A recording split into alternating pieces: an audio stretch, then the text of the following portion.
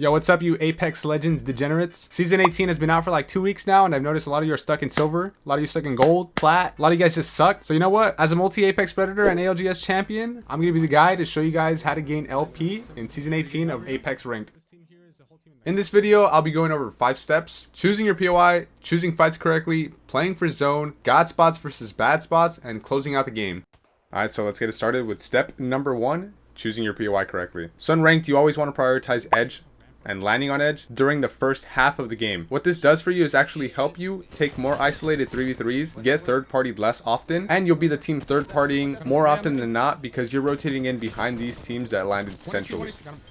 Now moving on to step 2, choosing fights correctly. So in order to choose fights correctly, you always want to look at 4 different things: where you are on the map, how many teams are alive, where the zone is pulling, and what kind of armor you and the enemy has. Now let's use this fight as an example. There are 14 squads alive. We are more towards the edge of the zone. We have triple purple armor. We know the team up ahead has blue armor, but we also do know that there is a team waiting to third party us across the zip line. So this is actually a fight you don't want to take and you want to avoid, because not only do you get third partied instantly, but there are way too many teams alive on the map still rotating into the zone that will come up and shoot you from behind. So now let me give you an example of a fight you should take. For this game, we landed at an edge POI and rotated very late into zone 1, meaning that we're the last team rotating into the zone. Nobody else should be behind us, eliminating any possible third parties. We know that there's 17 squads alive, but since it's zone 1, there's more than enough space for us to take this fight without getting third partied just yet. We also know that both teams, ours and the opponent, have similar armor levels, making this fight as fair as possible in terms of health. And to start the fight, I was able to get the first knock, therefore giving us all the green light to take this fight.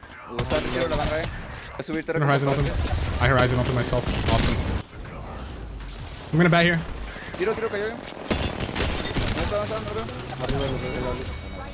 Now, let's move on to step number 3, prioritizing zone over KP. Prioritizing the zone over getting kills in Apex has always been the most consistent way to gain points. Whether it's ranked or a competitive game of Apex Legends, this is just the way to do it. Especially with more recent updates, Apex Legends Ranked rewards you for placing higher instead of getting higher kills. So there's almost no incentive for going for 20 to 30 kill games when you can get the same amount of points while playing for the dub. Not only that, but playing edge and playing for KP is a very high risk and low reward way of playing the game. So I would recommend just going for end zone and playing for end zone and the dub over going for high kill games. In this game, you can see how me and my teammates hold God spot while also being able to gatekeep all enemies from coming into God spot or playing for the win by simply doing a very strong split hold. We have one teammate hold God spot while myself and my other teammate hold out any possible threats running towards us.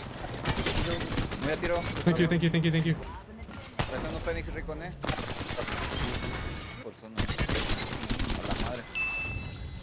If you've made it this far into the video, let me know in the comment section down below what ranked season has been your favorite and why. Anyway, let's get back to the video and let's move on to step number 4, god spots versus bad spots, or we can just call it power positions. Power positions are any spots on the map that have high ground or are very difficult to push even with ultimates. Knowing how to play power positions and knowing how to split up to cover different line of sights in order to defend your spot will guarantee that you win more fights and stay alive longer. Bad spots on the map that you always want to avoid are areas with multiple entrances, for example, turbine, or any spots with extreme low grounds where you can get scoped out by multiple teams at once. No matter what, always try to avoid these areas. Now finally, the last step number 5, closing out the game. Now, closing out games in Apex Legends is a lot easier said than done. It's something that requires experience, but there's a few things you can do to consistently make it to endgame and still win games.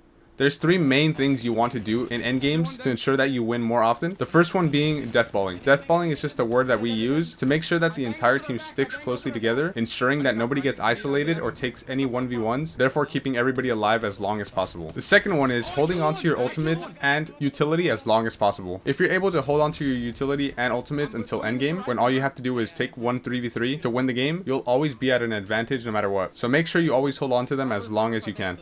Now the last one is avoiding damage. During endgame, any damage you take can be an opening for another team to push you. So playing cover, playing smart, and avoiding any damage that can possibly lead to you and your team's death should always be avoided no matter what. Yo, hope you guys enjoyed the video. If you did, make sure to drop a like. And if we hit 50 likes, I'll be dropping a part 2 explaining everything I explained in this video, but more in depth. Also, I do stream on Twitch. So if you guys ever want to check me out right there, I'm live pretty much every day. Yeah, anyway, catch you guys in the next one.